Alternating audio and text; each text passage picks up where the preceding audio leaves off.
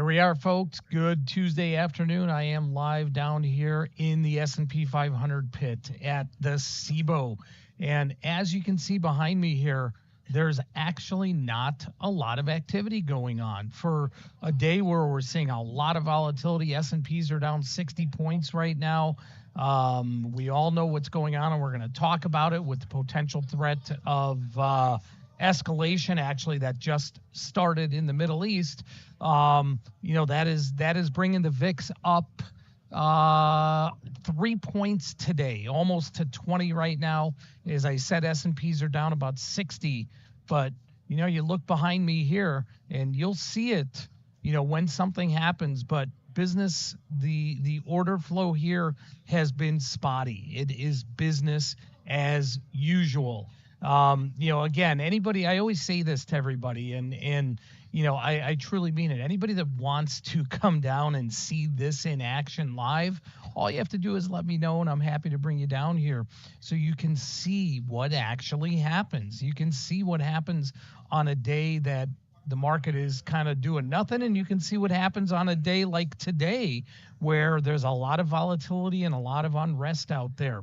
It's actually busier today. I always point over here to like 1:30, 2 o'clock to the VIX pit, but over there about at 3 o'clock is the Russell pit, the small cap. When I was down on the floor earlier today and I came back up and spoke to the rooms about it, that's what was really busy today. The Russell was really, really busy. And as you can see here, and I'm going to go to the desktop here, Qs, yeah, the Nasdaq's getting hit. It's down almost 2% or so. The S&P's down 60. Sounds like a lot. That's 1%. The Dow had been down about 300 plus points earlier. Right now down about 200 points or so. But it's the Russell and the small cap. This is the IWM, but I'll bring up the Russell here that is seeing the most activity today, down about 1.5%. So why is that? Why the small cap rally that we have seen, is that going to get derailed from what's going on in Iran right now with geopolitics? I don't know. That's where a lot of the business is, and I will report later on before we close out today what is going on over there. So can everybody hear me okay? Can everybody see me okay? Because two important things I want to talk about today, and obviously if we get a big pickup in activity here, I'll go to the pit right behind me. But can everybody see and hear me okay? Yes, awesome, Guillermo. Thank you very, very much. Okay, first thing I want to talk about, okay, and not something that we really want to talk about all the time, but kind of have to talk about because it is a reality, is what happens in times of geopolitical unrest. And so I found this here, which hopefully everybody can see this. There we go. That is probably better. Let's maybe make this even a little bit bigger. Okay, can everybody see this on the screen here? What this is a breakdown of geopolitical events and market reactions. Okay, that's why I'm bringing this up. Everything we talk about here is always going to have to do with how it affects the markets. Okay, so typically we don't see a real big effect from geopolitical events, as scary and as horrific as they might be. We typically don't see a big effect. Now, what does a big effect mean? Well, let's walk through this a little bit here, guys. Okay, so if we look first off here at the Russia-Ukraine war, that was really the last biggest, or the last one that we've seen. Okay, we saw a peak drawdown of 4%. It took 22 days, so 3 weeks to get to the bottom, another 3 weeks to recover it all. Okay, overall though, overall, before I go in further here, okay, let me just give you guys really kind of a history of what has happened here. Okay, yes, when there's geopolitical unrest, as many of you just said, volatility picks up. Why is that? Uncertainty. People get scared, right? It's the analogy I always use is you're driving down the highway, don't realize you're speeding, and all of a sudden you see the police lights behind you. How does that make you feel? Right? You kind of tense up a little bit. You get that sick, nervous feeling in your stomach, like you're on a roller coaster, right? Well, when something happens like that, uncertainty, that's what happens. It kind of gets everybody on edge, right? So that is really what happens with geopolitical events. And we don't know exactly what's going to happen, how long this is going to last. Hopefully it's not long at all. But with the state of where we are in right now, I think it's probably safe to say it's not going away anytime soon. Okay? So in the past, the biggest thing that used to happen during geopolitical events is we'd see a spike up in the energy markets, which we are today as well. Okay, oil's up, 2.5%, 3% today. We're seeing that across the board. But it's also been beaten down incredibly from where we have been. Okay, so actually, let me take this off the screen here for a second, guys, while I'm just talking to everybody so you can see what's going on in the background here. Okay, so we have seen a spike up in oil. I wouldn't even call it a spike up today. I would say oil is up today. But you know what? The U.S. is way better insulated now against energy shocks to the system than it ever has been. Okay, especially, relative to 50 years ago. And I'm going to go into what happened 50 years ago, which was the worst kind of reaction in the marketplace. That was the Yom Kippur War in Israel, okay, in 1973. But right now, consumers spend a smaller part of their income on energy products. The U.S. is now the biggest oil and gas producer in the world. We are a net exporter of energy. So even though there is a shock to the system, and again, we hope this doesn't perpetuate, okay, we're in a very good spot from an energy perspective, okay, from an energy perspective. Now, let's go back to the chart here and just look at what has happened. So prior to that, and I'll just scroll through here, and again, if anybody wants a copy of this, I'm happy to give it to you. You can take a screenshot of it. So January of 2020, okay, we had the Iranian general that was killed. 1% peak drawdown. One day it happened. Took 5 days to recover. No big deal. Okay. Back in 2019, Saudi drone strike. Okay. Market went down 4%. Took 19 days to hit a bottom. That one took a little longer to recover. 41 days to recover. So on and so forth. You can see, okay, the history here. Obviously, and this is one, we've got to acknowledge, but this one hits home for all of us, 9/11. Okay, and I remember being on the floor on 9/11 and what happened to that. That was a 12% drawdown. But even there, guys, it took 11 days to hit the bottom, and the market recovered entirely basically in 1 month. Okay, back in 1990, the invasion of Kuwait. Okay, the invasion of Kuwait, 17% drawdown, bigger drawdown than 9/11. Okay, and it took basically almost 3 months, 2.5 months to get there, and it took a long time to recover, 6 months to recover. Okay, and then that's the big one that's highlighted right there. That's the one I was referencing earlier, back in 1973, the Yom Kippur War in Israel, 42% drawdown. Okay, It lasted basically a year, and it took the market almost 7 years to recover.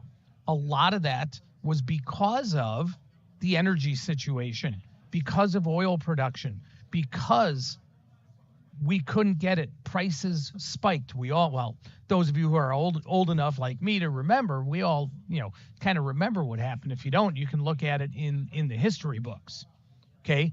But that one had a major, major toll on the markets and a major, major toll on economic activity because of energy, because of oil production. Okay. So again, anybody wants this, happy to share it. Let's head back to the markets here real quick, see what's going on. S&Ps are down 70 now. The VIX is approaching its high of the day. And as we talk about VIX, we're going to talk about something else which really is coming to the forefront today. Here's VIX, and let's get, here we are on this spike today. You can see VIX is up 22% today. How many of you know what skew is? S-K-E-W. Skew. Okay. It is so important. And that is exactly what I want to talk to you about right now. Okay. Skew. Okay. Now, normally, okay, in regular, trading, regular markets where, happens 80% of the time or so, you look at the money options, and the at the money call, at the money put are going to be trading, essentially the same price. And the further out of the money you go. So on the put side, as those put deltas go lower and lower, down to 40, 30, 20, okay, and then out of the money on the call side, the higher you go. And as those strikes, the further you go out, go to 40, 30, 20. When there's no skew, the 40 delta call is essentially equal to the 40 delta put. The 20 delta call is essentially equal to the 20 delta put, so on and so forth. However, in times of uncertainty, and that uncertainty can be, a good or a bad thing. When I say good, maybe people are expecting something really good to happen, not just necessarily a bad thing. So volatility skew can be either positive or negative. Okay. A positive volatility skew. Okay. That's when the implied volatility of the out of the money puts are higher than the implied volatility of out of the money calls. So let's take a look here at SPX options today, or, I'll just bring up SPY. It's really same thing, kind of easier to look at. Okay. So when vol spikes like it is today, where is the panic? Right? What do people want to rush for? Right? What is human nature? Let me blow this up here. What is human nature? So we can see right here at the money, SPY is trading, 567, I think. Okay. We're 567. So here's at the monies. Okay, let's take a look at the 30 delta put. Okay, the 30 delta put is basically the 560 strike, and the implied volatility is 24%. Okay, now let's compare that to the 30 delta call. The 30 delta call is right here. So like the 574 strike. And that is trading a 20 implied volatility. So where is that skew? That skew is to the downside. That skew is on the put side. What that means is there's more buyers that want those puts than want those calls. right? It's all about supply and demand. Does everybody understand that? Does everybody understand that? And the further out of the money we go, okay, the further out of the money we go, let's look at the 20 delta, okay? So the 20 delta puts are right here, trading about a 26 implied volatility. The 20 delta calls are right here, okay, trading about a 20 implied volatility. Look at the price difference. You know, let's call it $1.57 on the put side and $1.17 on the call side. That is a pretty extreme skew. Okay, when volatility is normalized, when the markets are calm and things calm down, that skew will flatten. Okay, that skew will flatten. Now, let's flip that over and look at that skew in the VIX. Okay, where do you guys think that skew is in the VIX right now? Is it going to be on the call side or is it going to be on the put side? What do you guys think? And after you answer that, if you can give us, let me know that you want to be in our wheel spin today for some swag. Okay, just say me. Okay, all right, calls. Anybody? Okay, we got a put answer there.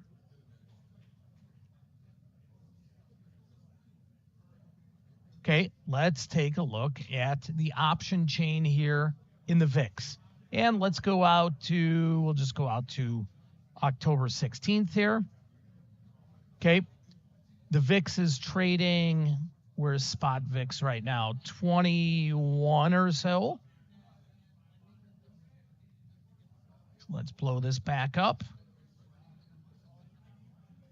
Okay, so we've got our at the monies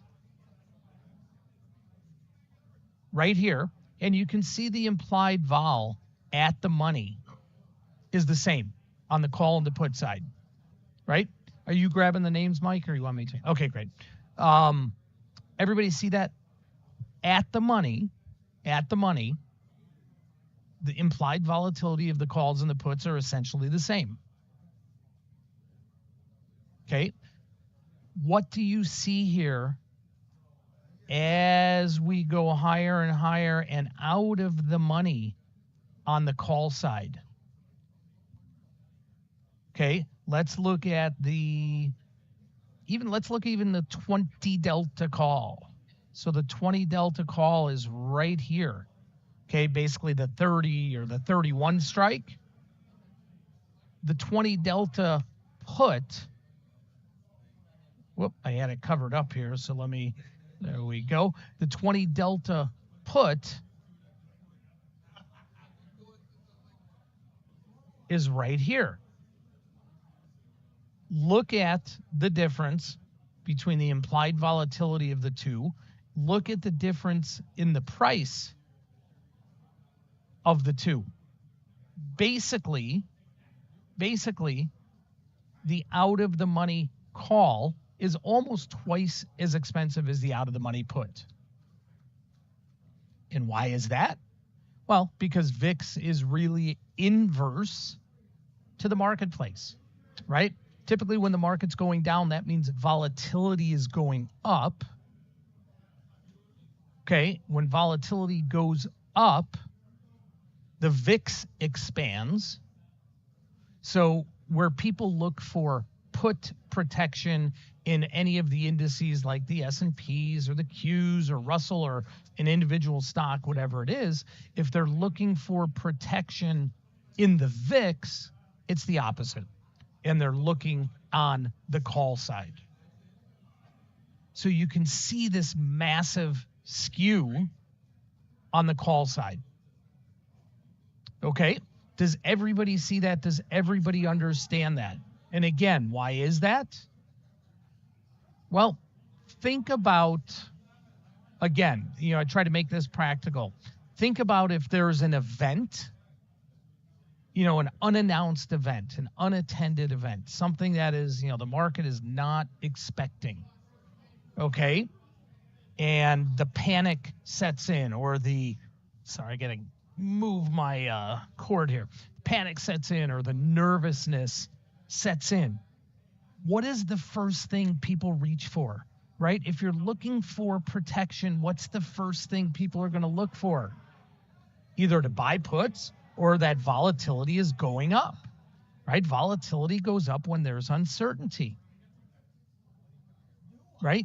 That's why, how many times, those of you who are in one of my trading rooms, how many times do I talk about buy your protection when you can and not when you have to?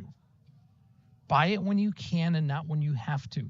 Because if you wait for an event to happen and then want to go in and get that protection, whether it's the downside puts in the S&Ps or a stock, or the upside calls in the VIX, that premium is going to be much more expensive. Much more expensive. That is why, as a trader, I always like to have a backstop. I always like to have that protection. Again, whether it's by owning some downside put spreads when volatility is really cheap, or owning some VIX upside call spreads when volatility is cheap. Okay? Which is why we bought when the VIX was, blow this up here, okay, when the VIX right here was back down on this big support area, okay, really, really cheap, okay, we bought our VIX call spread. We bought this November 15, 20 call spread. Okay, you buy it when you can and not when you have to. Okay, but even with this position, okay, and how many of you have this position on? Because if you're in op vol, you probably have it. Give me a shout out here. Let me know how many of you have this VIX position. And by the way, S&Ps are now down towards their low of the day, 75. They're down 75. Anybody see anything happening behind me here? Look what's going on here. Look what's going on here. Nothing. Nothing. Crazy. Okay, so back to our VIX position here. We own the 15. We sold the 20. So we have, from a Greek perspective here, from the Greeks, we have long deltas, right? Our position's going to get better as VIX moves higher, right? Would everybody agree with that? Right? If we have positive delta, we want to see that stock, or in this case, the VIX, move higher, and that should increase the value of this position. And according to the delta here, with a delta of 32, 33, that value should change by roughly 32 or 33 cents for every 1 point the VIX moves.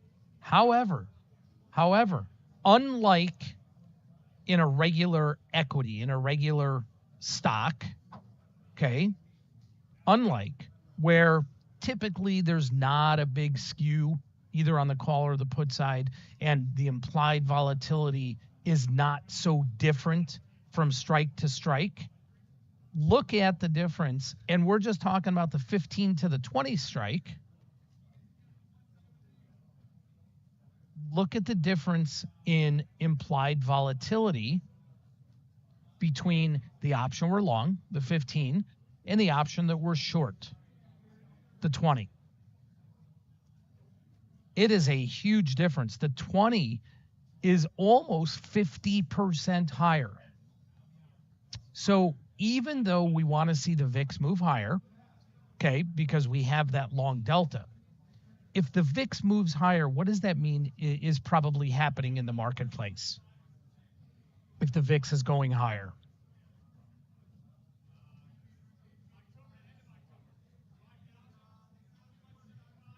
Yeah, it means that, there's still some panic, markets, probably still selling off, and volatility is moving higher. As Gene said, yeah, there's probably still some chaos. Okay, so even though we have that long delta that we should be able to take advantage of in our position, from a volatility perspective, which one of those options is going to get affected more? And that is the 20, the one that we are short, because the vol is higher and because the Vega, and remember, Vega, just like Delta measures the change in the value of an option as the stock moves 1 point, Vega is the change in the value of an option as volatility moves 1 percentage point. The Vega in our long call is only 1.5, where the Vega in our short call is almost double that. So the short call gets impacted more by a change in volatility. Okay, so we kind of have those offsetting just a little bit. We absolutely gain from the delta of the position if VIX moves higher, but it's really not as much as we see, because if volatility continues to go higher, that trend is going against us a little bit. Okay, maybe a little bit hard to understand, but I wanted to bring that out since we are talking about skew today and how options get affected by skew. Okay, does anyone have any questions at all?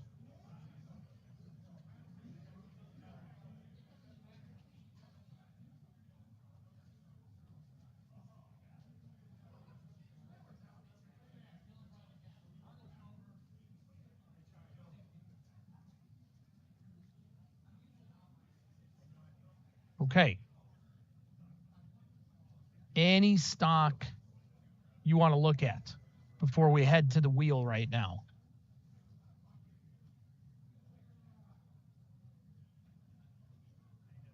Anything at all?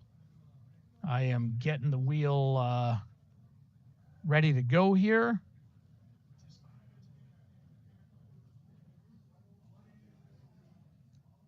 All right.